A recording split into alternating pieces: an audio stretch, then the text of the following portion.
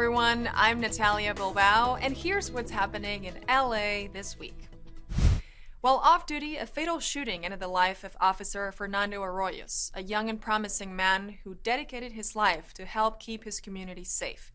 The funeral service was held at Forest Lawn in Hollywood Hills and was attended by many LAPD and government officials to honor this brave Angelino.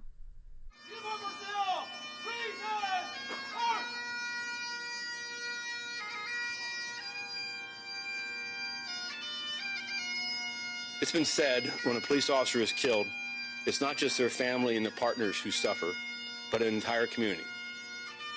That a tear and a lasting scar occurs in the very fabric of our society. From a routine call for assistance to the most chaotic and evil circumstance, our people stand ready to step into the breach. And as it was tragically shown here, that call is a sworn duty to protect and extends well beyond any shift or workday. Fernando Arroyos, in his short 27 years, showed us all that there is still right and good amongst us.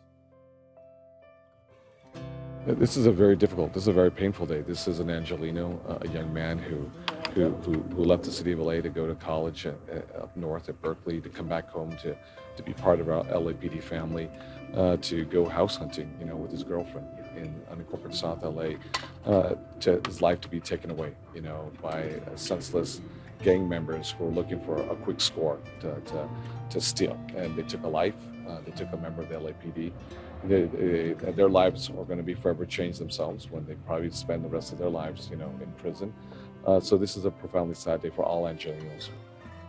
While there's hundreds of men and women that are in our communities right now wearing this uniform, doing the same thing that Fernando did every night, which was serve the people of Los Angeles with honor and integrity. So I am grateful for his life. I'm grateful for his family, and I join in them in grievous sorrow for his loss, but we will serve every day in his memory. Officer Fernando Uriel Arroyos was a servant of God, a peacekeeper, and a man who always found the good in people. He was an honest man with drive, integrity, and humility that I was honored to witness during his time and my time as his watch commander at Olympic Division. For that, I praise his parents and grandparents and Angela. Thank you. To Karina, an exceptional mother who raised a boy who became a hero to this city, not because he sought fame or fortune, but because he sought to serve the community that you gave him. He stood out because of his intelligence and his curiosity, his dedication. Fernando, we will all aspire to be like you and continue to do what you did by trying to make Los Angeles a better place for everyone. Rest in peace, brother. We love you. We will take it from here, mijo. Fernando, you are end to watch. Illegal dumping is turning some streets and neighborhoods of Los Angeles into dangerous refuse yards. Councilmember De Leon is taking the lead in organizing more cleanups alongside Streets LA to tackle this way too common problem so that every neighborhood in Los Angeles has the same level of cleanliness. Let's take a look. Every day, communities across the city wake up to mounds of trash, piles of construction materials, and heaps of discarded furniture and trash piles in their own neighborhoods. Illegal dumping is a major problem in the city of Los Angeles.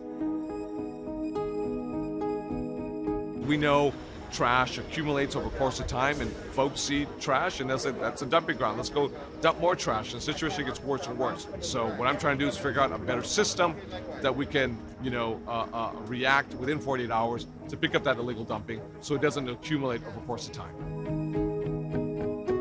Today's reality is we responded to over 30,000 illegal dumping service requests, which equates up to 15,000 tons of solid waste.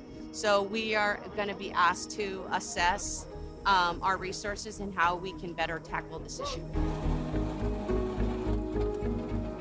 Streets LA will definitely be looking at the resources required to go back to nighttime and early morning sweeping. We'll also be looking at, the resources that we need, but also partnering with Bureau of Sanitation on how we can coordinate our efforts to clean these commercial corridors in a more efficient manner, to pick up more of this debris, to keep it out of the right-of-way, to keep it out of the street, and keep it out of our storm drains, to keep communities like this clean. It's very upsetting and disappointing to go ahead and see our neighborhood turn into this massive dump yard. I want to go ahead and support whatever I can do to go ahead and clean the community.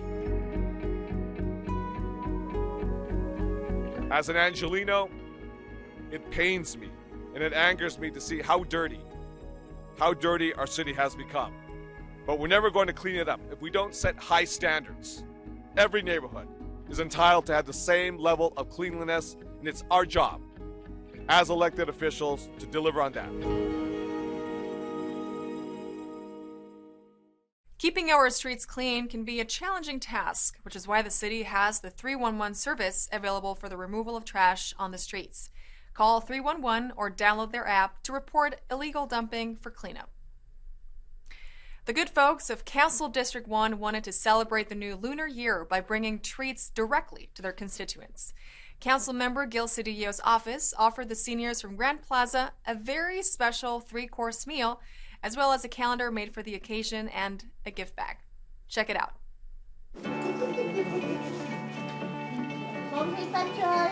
Today, in celebration of the Lunar New Year, we're providing the seniors at Grand Plaza 3 meals, dessert, a calendar, and a little message from the council member, including a tote bag. Happy New Year. Gracias. Every year we bring a dessert for the seniors celebration because a lot of the seniors can't make it to events in Chinatown. This year we're bringing the treats and the goodies to them. I really appreciated the way he being handled this situation. Since it's COVID, he always is present to care about these Grand Plaza seniors, offering food 3 times a year or any event coming up. This year, because of COVID, we're working a little bit different. We have a lot more activities in the centers. In this center, we're going to be about 325 seniors that are going to be receiving 3 meals, orange chickens with vegetables. The other one's going to be noodles with tofu and yellows curry. So the calendar was actually an art contest that we had in the district. So we selected high school students to participate and submit their photos and participate in our calendar. Yeah, it's right in there. Thank you, sweetie. On behalf of Councilmember Cedillo, we'd like to wish every single constituent a happy New Year, Lunar New Year 2022, Year of the Tiger. Thank you. You have a good day, Emmy. Lunar New Year isn't the only celebration this month. Later in the show, we'll continue our commemoration of African American Heritage Month with this year's Black Heritage Stamp Unveiling. Illegal street racing continues to be a major cause of deadly road accidents, and our government officials are ready to put an end to it. Council members Bob Blumenfield, John Lee, and State Senator Henry Stern are coming together to increase the resources needed to attack the street racing epidemic at its roots. Take a look. I am here because I lost my daughter when she was 16 years old in December 7, 2013. I lost my daughter to a street racing crash. Friends killed in Burbank when their Volkswagen was struck by street racers. A young man is dead after an illegal street race in San Jose. That ended with 2 dead and a teenager clinging to life tonight at the hospital. Street racing and street takeovers, it's a dangerous situation, not just a nuisance issue. People are dying. Intersection takeovers have become so sort of commonplace. I'm starting to find out that, some of our constituents are not even reporting it anymore. It's just become part of their daily lives, and that's not okay. We still need them to be vigilant in reporting that. We're standing here today to say that the reckless speeding and sideshows and street races, the use of cars as weapons, if that's your attitude, and that's the way you're going to go about your lives in Los Angeles, and recklessly use your car as a weapon, then we're coming for you. We're pursuing a legislative and budgetary initiative in Sacramento starting today, to get our men and women in law enforcement the resources they need so that they are never outnumbered and that we are able to attack the street racing epidemic and the sideshow epidemic at its roots. Law enforcement is the key here, and we need to support law enforcement at every level in order to combat this.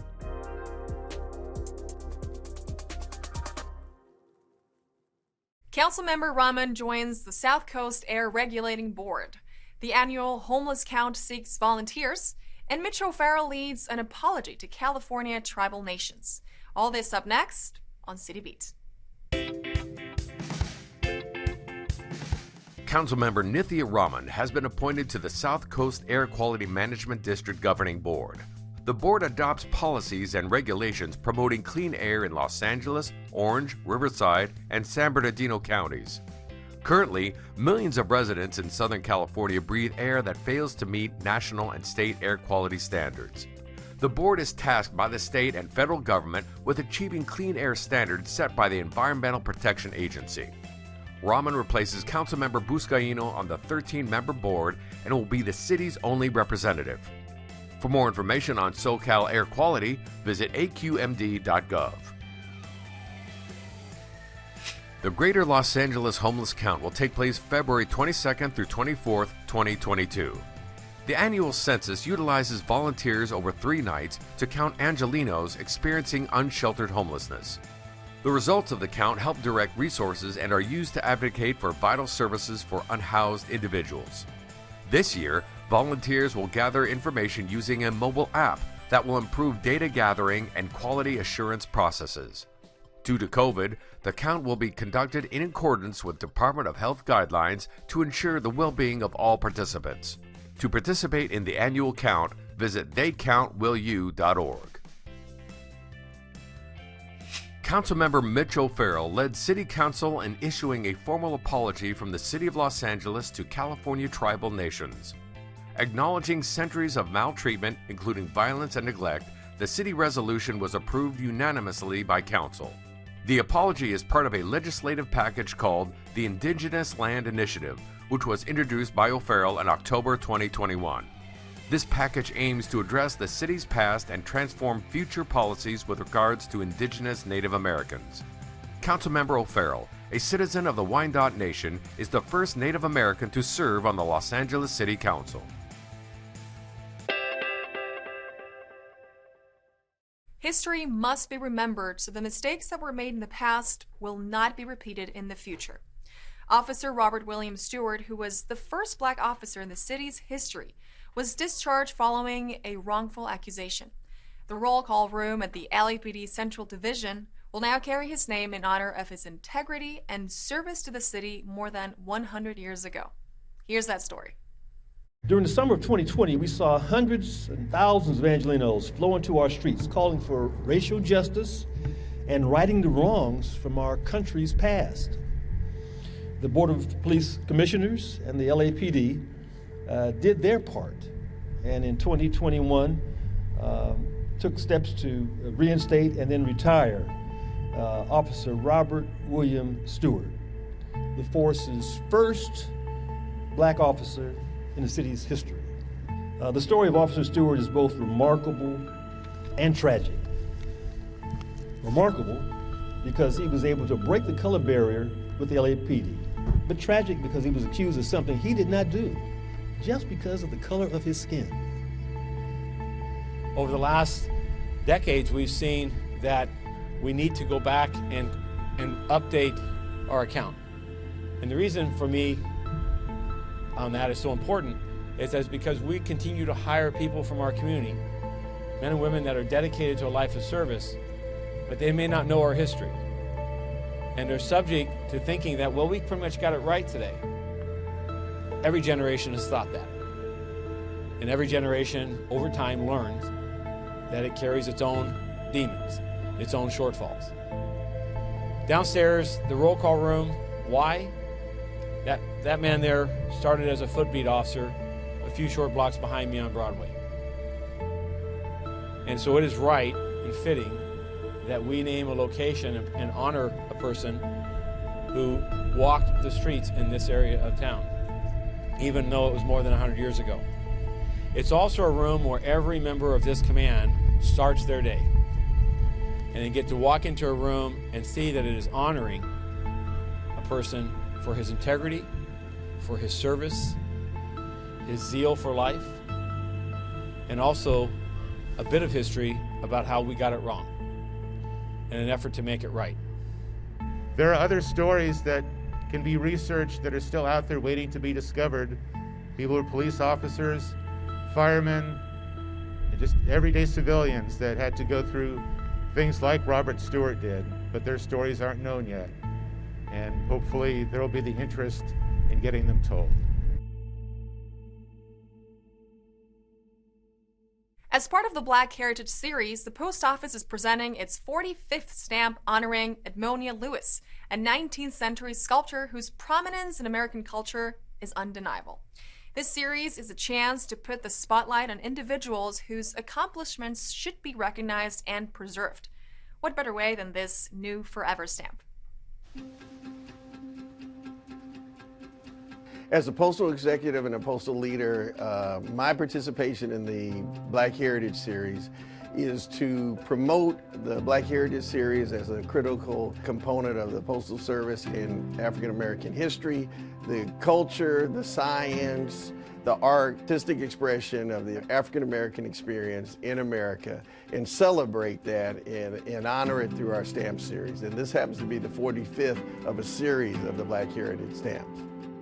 The beauty of a stamp is it lasts forever. It carries an emotional bond to the users, and it's a constant reminder, a reflection and remembrance of, in this case, Edmonia Lewis, and help us celebrate and maybe encourage them to do further exploration of the subject of the stamps. Our hearts are just delighted because it is validation of telling the story of someone who has not had any kind of spotlight on them. Edmonia Lewis is a ceiling breaker, a trailblazer, and she is such an American story. Not just a Black American story, but American story. She's such a gifted artist, and we have an opportunity to align ourselves with telling the story about Edmonia Lewis. This is preserving, in this case, fantastic 19th century sculptor who would otherwise may be unknown to many, many Americans. And now that she's preserved on a forever stamp, she'll be forever remembered and forever part of history as being placed on the 45th Black Heritage stamp, and be a reminder to all Americans of her legacy, of her artwork, and of her prominence in American culture. Every year, the Los Angeles Homeless Services Authority leads the process of counting our unsheltered homeless neighbors over 3 nights. This year, the event is scheduled for February 22nd through 24th. We met up with LAHSA Executive Director Heidi Marston to get a preview of why this count matters to Los Angeles.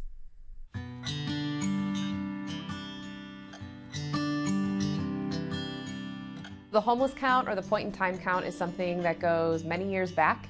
It is mandated by the federal government. Communities are supposed to do it every 2 years, but here in LA, we have been doing it annually, given the size of our crisis. Last year, because of COVID, we did have to hold off on doing the homeless count because it was too risky. So we are really excited to get back out there just to see what it's looking like, see the changes potentially in the population. That gives us a snapshot picture, a moment in time, if you will, census of where people are experiencing homelessness. You know, if LA County was a state, we would be the 9th largest state. We have a massive portfolio and a massive amount of acres to cover. So we really want to know, where are people experiencing homelessness? What types of services do they need? And that information can help design our programs, our funding, and it tells the federal government the types of resources we need. So any inconsistencies or inaccuracies would just misdirect funding or program design. That's really crucial. A lot has changed in the last 2 years, and so I expect to see changes in the number of people, maybe more people being in shelter because of all the work that's been done through COVID-19. But we really want to use the count to see how the pandemic has impacted the population and what our current census is looking like. We need about 8,000 volunteers across the county to make sure that we have full coverage of our areas and that we're really uncovering every part of the city and the county where people are experiencing homelessness. Bring your neighborhood, bring your communities, bring your friends and family, because the more of us that are out there counting, the better picture that we're going to have of this crisis.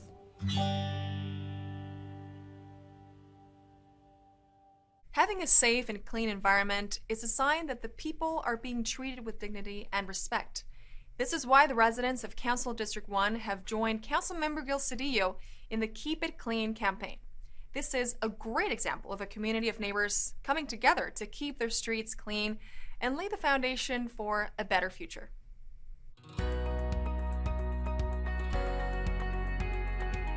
Today we are having a Pico Boulevard community cleanup, and along with that we have included a mini resource fair that is here at our meeting point on Arapahoe and Pico. We began this campaign in 2013, a campaign we call Keep It Clean. And we began this campaign because we believe that everybody should be treated and live with dignity and respect.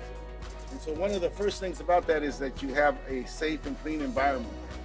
And so we began by taking control of our own destiny and saying we're going to keep it clean ourselves. And so that's what we're doing today. Neighbors coming together and just putting in our sweat equity.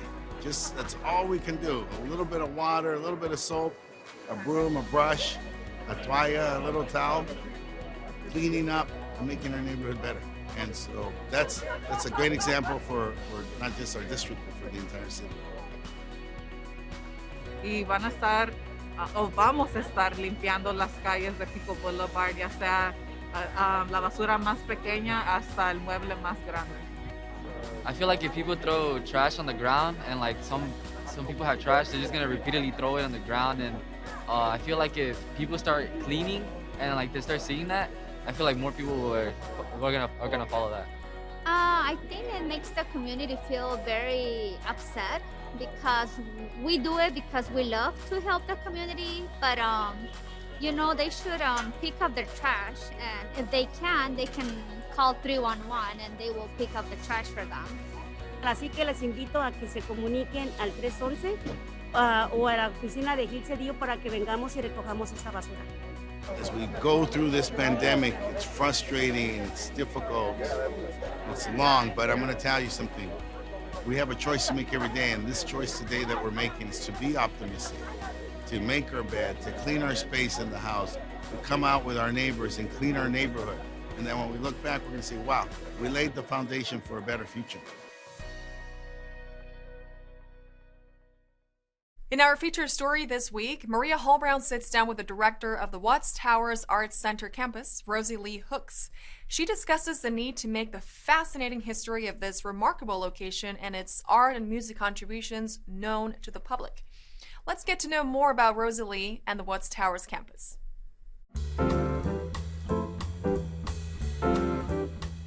Well, it may have taken Simon Rodia 33 years to build the Watts Towers, but everything that has been built around it has made an incredible impact for almost a century. I'm delighted to be joined by the longtime executive director and wonderful artist herself, Rosie Lee Hooks. So great to have you here.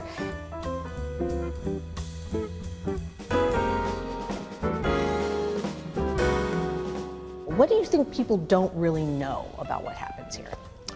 Well, I think there's a lot that people don't know about. Local people know about us, but many people in Los Angeles have not even been here. They don't know about us. When they hear Watts, they think 1965 rebellion. That's all they think. But once they get here, they are so surprised to see what offerings we have here. We have the Watts Towers, who are 100 years old, and we have the Watts Towers Art Center that's 60 years old. We have the Charles Mingus Youth Art Center that we built in 2008, and we have a garden studio where we teach gardening and husbandry and tiling. I was going to say we're surrounded by some of the most remarkable and eclectic styles of art. So you have over the years had incredible talent with visual art, but you've expanded beyond just visual art into music and all kinds of things. Absolutely. Well, we're into the 39th annual Watchtowers Day of the Drum Festival and the 44th annual Simon Rodilla Watchtowers Jazz Festival. We're the oldest festivals of their kind, still standing. And music is very, very important part of our curriculum. We are still teaching music. So music has been a rich part of our history here.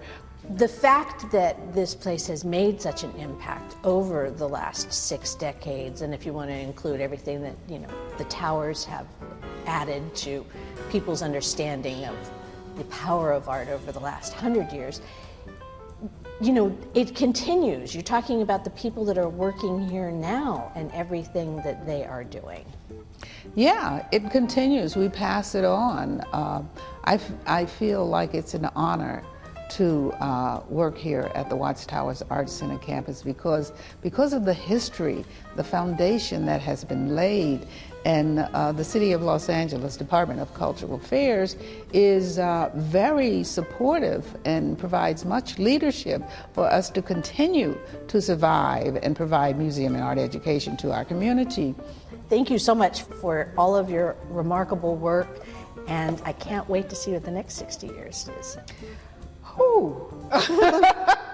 Yeah, I'm very excited about the foundation we've laid because this community is so worth it. Get free help filing your taxes at your local library. Join the Cabrillo Marine Aquarium staff for a guided coastal park walk, or check out a virtual Q&A with the author of Black Ballerinas, My Journey to a Legacy. All this up next on Things to Do. It's tax season again, and your pals at the Los Angeles Public Library are here to help. Why not get a head start and receive free income tax preparation and filing by the AARP Foundation through their Tax Aid program? The Tax Prep program will be happening at several libraries, so contact your local branch to make an appointment, as this event can fill up fast. On the day of your visit, make sure to bring a valid form of ID. Vaccine verification will be required on site. Tax day is April 18th this year, and with many experts fearing that refunds could once again be delayed due to the pandemic, it's time to think ahead. Free income tax preparation and filing will be ongoing through April at Los Angeles Public Library branches. For a full list of dates and locations, please check out lapl.org/events. You're invited to pack a snack and join a guided walk by Cabrillo Marine Aquarium's education staff. During the Coastal Park Walk, you'll visit the native garden, salt marsh, beaches, and tide pools that make Cabrillo Beach such a fascinating part of Los Angeles. Participants will explore each habitat and discover signs of the winter season along the shore. You'll examine fossils, native plants, and beach rack. This event is family-friendly and open to all ages. Make sure to pack a hat, sunscreen, and water. The walk takes about 2 hours total. This free guided coastal walk happens Saturday, February 19th at 2:15 p.m. For more information, visit CabrilloMarineAquarium.org. The Los Angeles Public Library will virtually host Misty Copeland, the first black woman promoted to the principal dancer position in the American Ballet Theater Company's 75-year history. Copeland will be discussing her new book, Black Ballerinas, My Journey to Our Legacy, followed by an audience Q&A. Copeland has performed some of the most iconic classical ballet roles, including Odette in Swan Lake and Juliet in Romeo and Juliet, to name a few. Her book, Black Ballerinas, profiles 27 pioneering dancers who have gone unheralded despite their accomplishments. This is a free event, and those attending the virtual program will have a chance to win a copy of Copeland's book. For more information, visit lapl.org/events. And that's a look at some things to do.